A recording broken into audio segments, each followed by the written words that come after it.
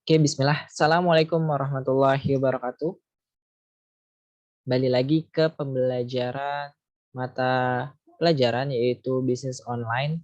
Dan seperti yang Bapak udah jelasin sebelumnya, pertemuannya dibagi, nggak selamanya Jimit. Dan sekarang kita pembelajaran asinkronus dulu atau secara nggak langsung ya, lewat Google Classroom dan lewat YouTube. Dan iya, sebelum lanjut saya jelasin terkait materi berikutnya, saya pengen pastiin kita sama-sama dalam kondisi yang fresh. Dan kalau bisa tonton video ini badannya ditegakin, jangan sambil senderan atau sambil rebahan, sama-sama kita tunjukin semangat belajar kita. Oke, lanjutin dari pertemuan yang sebelumnya. Masih terkait merancang dan membuat iklan online, yaitu kita sampai materi, ya sebelum lanjutin deh ya, Bapak pengen kalian isi atau presensi terlebih dahulu. Caranya gimana? Caranya dengan jawab pertanyaan ini di kolom komentar. Menurut kalian, iklan online apa sih yang menarik yang pernah kalian lihat dan di mana kalian lihat iklan itu? Contoh misalnya menurut saya iklan online yang menarik itu iklan Pocari Sweat karena bentuknya animasi dan punya cerita gitu. Ada pesan yang disampaikan dan saya lihatnya di YouTube. Jadi lanjutin ya. Ini Bapak hitung sebagai presensi. Silakan tulis nama kalian dan jawaban di kolom komentar. Gak usah khawatir salah karena insya Allah semuanya benar. Jadi nggak perlu search di internet atau lihat-lihat komen teman yang lainnya. Silakan langsung jawab aja sebelum lanjutin video ini ya. Jadi stop dulu videonya, baru kalian tulis di kolom komentar. Oke? 3, 2, 1. Oke, Bapak anggap udah komen semua ya. Kita lanjut ke materi berikutnya yaitu terkait kendala iklan online. Jadi selain punya manfaat atau keuntungan yang sifatnya positif kayak misal iklan online lebih efektif, lebih efisien, lebih luas, relatif lebih murah dan lain sebagainya. Ternyata iklan online juga punya kendala. Yang pertama yaitu pop-up blocker.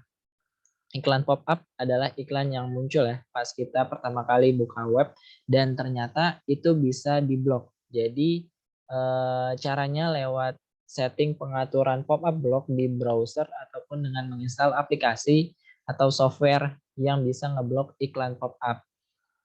Jadi kalau misalnya kita punya iklan pop-up, nah ternyata bisa diblok lewat pop-up blocker ini.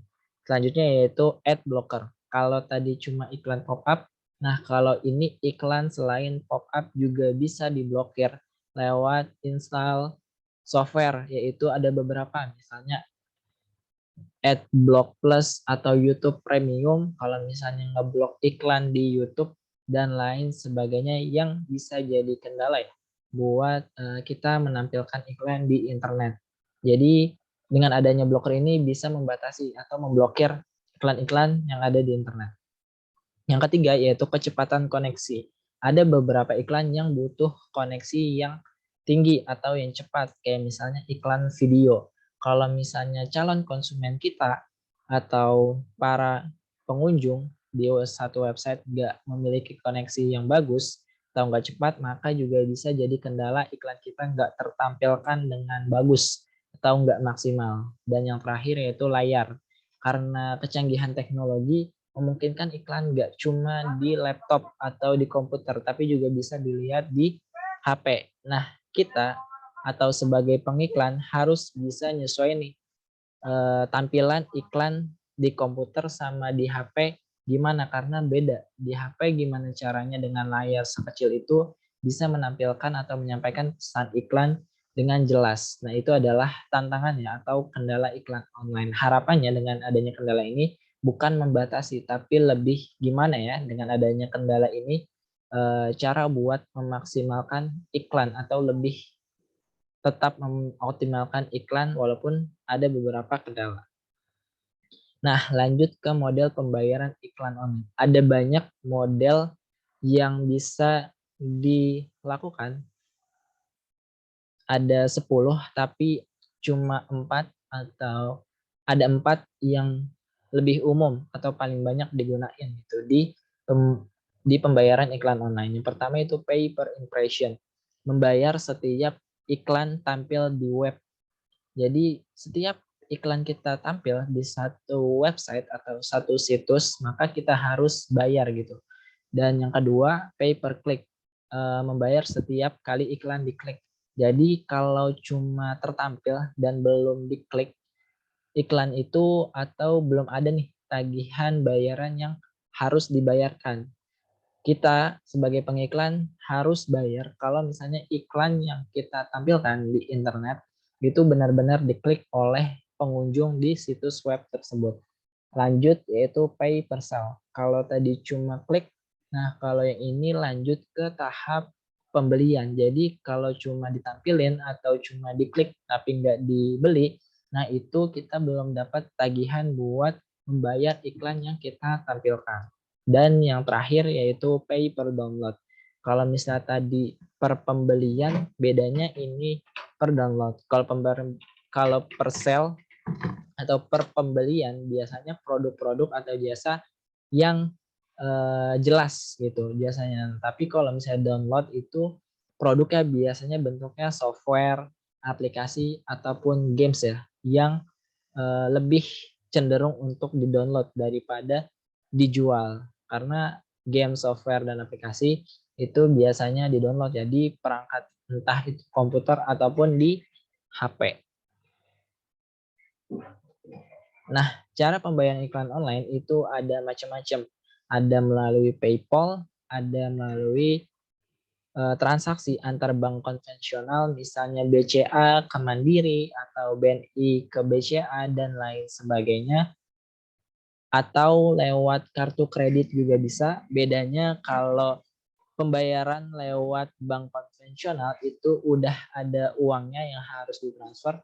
Tapi kalau kartu kredit bentuknya adalah tagihan di akhir bulan. Jadi melakukan transaksi dulu. Nanti si pihak yang menggunakan atau mempunyai kartu kredit baru membayarkan di akhir bulan gitu ketika ada tagihan pembayaran dari pihak penyedia kartu kredit. Dan selanjutnya ada Western Union Money Transfer, terus ada Payza, dan yang terakhir cek. Kalau cek ini lebih ke surat perintah. Jadi misal kita sebagai nasabah Bank A punya uang sekian pengen bayar iklan. Nah, kita bisa nih nulis nominalnya, nanti bank akan mengirim atau mentransfer nominal yang udah kita cantumin di cek tersebut dan ke rekening yang udah ada di cek tersebut. Itu adalah cara pembayaran iklan online. Nah, lanjut ke materi berikutnya yaitu beda pembahasan terkait ROI, ROI atau Return on Investment. Apa sih ROI itu? ROI atau Return on Investment adalah rasio uang yang diperoleh atau hilang pada investasi relatif terhadap jumlah uang yang diinvestasikan.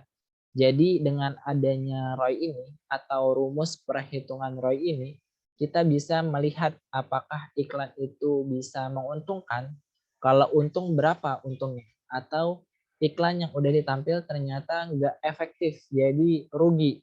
Nah, lewat ROI ini juga bisa kelihatan berapa sih ruginya kayak gitu. Nah, ROI ini juga menjadi ukuran atau besaran yang digunakan untuk mengevaluasi efisiensi sebuah investasi dibandingkan dengan biaya dan modal yang dikeluarkan. Lewat perhitungan ROI ini bisa kelihatan apakah iklan kita yang udah ditampilkan di internet itu efektif atau masih belum. Nah, itu bisa kelihatan dari perhitungan ROI. Kurang lebih mekanismenya semakin banyak investasi atau pengeluaran yang dilakukan oleh pihak yang ingin mengiklankan produknya di internet, maka semakin besar juga pendapatannya. Contoh misalnya di sebelah kiri pengeluarannya cukup sedikit gitu, misalnya 5 juta. maka pendapatan dari iklan tersebut terhadap penjualan produk misalnya 7 juta. Dan pendapatan ini bisa lebih besar. Contoh kita naikkan pendapatannya dari sebelah gambar yang ada di kanan jadi 20 juta. Maka pendapatannya pun juga bertambah yaitu misalnya 27 juta. Walaupun masih ada beberapa faktor lain yang mempengaruhi efektivitas dari iklan online, namun secara umumnya semakin banyak atau semakin besar biaya investasi yang dikeluarkan, maka semakin besar juga kemungkinan pendapatan yang diperoleh dari iklan yang ditampilkan. Nah, selanjutnya yaitu kita membahas terkait manfaat perhitungan ROI. Manfaatnya ada 3. Yang pertama, membuat keputusan yang lebih tepat tentang jumlah anggaran dan tawaran. Dengan adanya perhitungan ROI, maka kita bisa memperkirakan, yaitu setiap bisnismen biasanya punya target pendapatan ataupun laba tertentu. Nah, dengan ada perhitungan ROI, bisa kelihatan nih pendapatan dari iklan yang sudah ditampilkan berapa. Misalnya selisih atau punya memperoleh laba 5 juta sesuai sama target. Jadi bisa kelihatan gitu apakah iklan yang udah ditampilkan lebih mendapatkan pendapatan yang sesuai sama target yang udah dirancang atau belum. Itu bisa kelihatan dari hasil perhitungan ROI. Yang kedua itu memahami iklan dan kata kunci yang sangat mempengaruhi laba sehingga bisa memfokuskan terhadap hal tersebut. Contoh misalnya dengan gambar ataupun brosur atau banner iklan A dan kata kunci A ternyata lebih efektif dibandingkan dengan gambar B, banner B, dan kata kunci B itu kurang efektif. Maka selanjutnya pihak yang mengiklankan produk tersebut bisa lebih memfokuskan terhadap iklan yang lebih efektif. Dan yang terakhir dapat mempelajari berapa banyak yang telah dihasilkan dengan beriklan bersama penyedia iklan yang bersangkutan. Nah, ada banyak ya penyedia iklan, misalnya kayak Google Ads yang bisa terlihat di hasil pencarian Google atau misalnya lewat media sosial juga dibagi lagi, ada misalnya Facebook, ada Instagram, dan lain sebagainya, itu macam-macam. Nah, lewat perhitungan ROI ini, pihak yang mengiklankan produk bisa mengukur atau melacak atau menghitung sebenarnya lebih efektif di mana sih. Misal di Facebook ternyata iklannya lebih efektif mendapatkan penjualan sebesar 15 juta dibanding di Instagram yang cuma 7 juta. Nah, jadi dengan adanya perhitungan tersebut kan udah kelihatan ya, ternyata lebih efektif di Facebook. Ya udah, jadi pihak yang mengiklankan nanti di iklan berikutnya maka akan lebih memfokuskan pengeluaran investasinya ke iklan yang ada di Facebook. Seperti itu. Dan lanjut, karena dari tadi bahas perhitungan, nah ROI ini punya rumus, tapi nggak perlu khawatir karena rumusnya cukup mudah, cukup simpel, dan gampang diingat. Rumusnya adalah pendapatan investasi dikurangi biaya investasi dibagi biaya investasi dikali 100%. Misalnya contoh, investasi yang dilakukan oleh bisnismen atau pihak yang mengiklankan sebesar 10 juta rupiah. Dan dari 10 juta itu menghasilkan penjualan sebesar 15 juta rupiah. Nah, dengan begitu maka perolehan laba yang didapatkan adalah 5 juta atau 15 juta dikurang 10 juta. Nah, bagaimana cara buat menghitung atau memperkirakan ROI-nya? Yaitu tinggal dimasukin 15 juta yang merupakan pendapatan investasi dikurang 10 juta yang merupakan biaya investasi per 10 juta dikali 100%. 15 juta dikurang 10 juta sama dengan 5 juta per 10 juta atau 5 per 10 hasilnya 0,5 dan yang terakhir dikali 100% hasilnya 50%. Jadi laba yang diperoleh atau 5 juta ini merupakan 50% dari investasi yang udah dikeluarkan yaitu dari 10 juta. Maka return on investment-nya atau ROI-nya adalah sebesar 50%. Oke, itu aja pembelajaran hari ini berkaitan dengan iklan online. Silahkan kalau misalnya ada yang pengen ditanyain, tanyakan di grup atau diskusi lebih lanjut di grup WhatsApp ya yang udah dibuat. Sekian. Wassalamualaikum warahmatullahi wabarakatuh.